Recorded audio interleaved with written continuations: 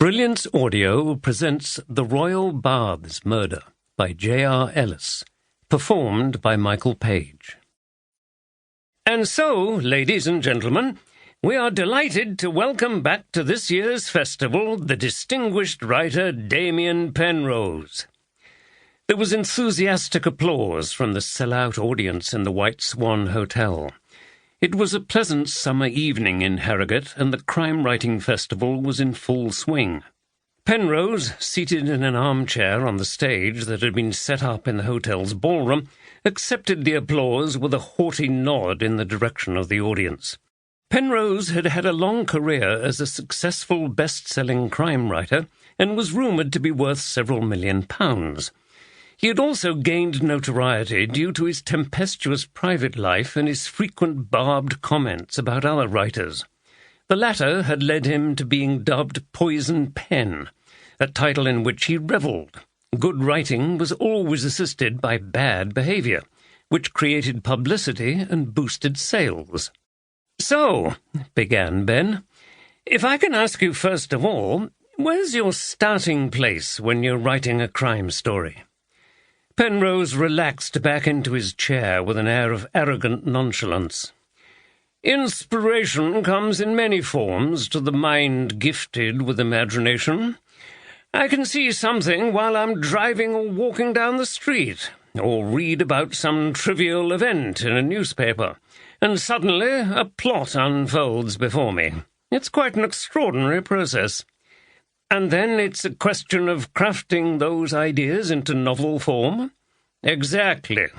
And that's where the serious work begins.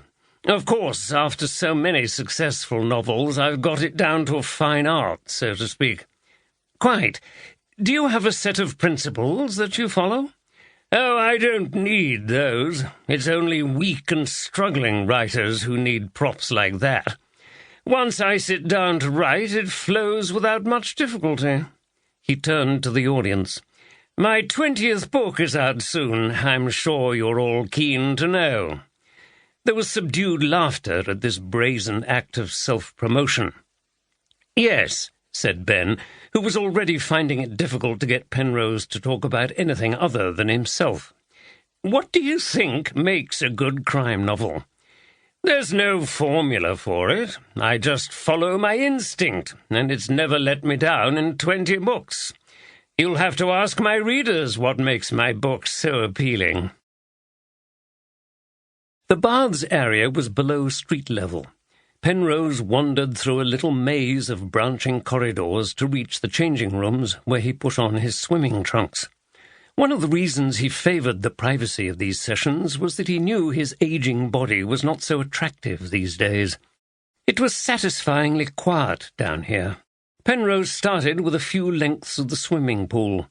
Whilst he swam, he thought with satisfaction about the encounters of the previous evening. He emerged from the swimming pool, dried off, and headed past the small cold plunge pool to the interconnecting steam and hot rooms. These were graded in temperature, and the steam smelled of eucalyptus.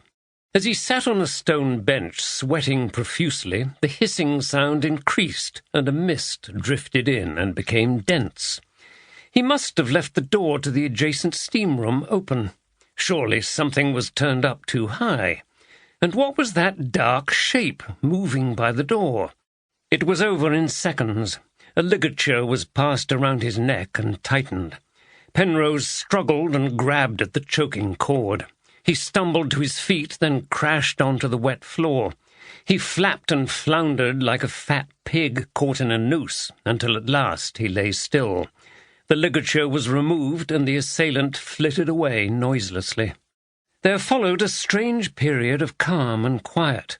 Penrose remained where he'd fallen, staring across the damp floor of the hot room. In reception, Carol sat behind the desk, glancing at her newspaper and waiting for the rush at 9:15.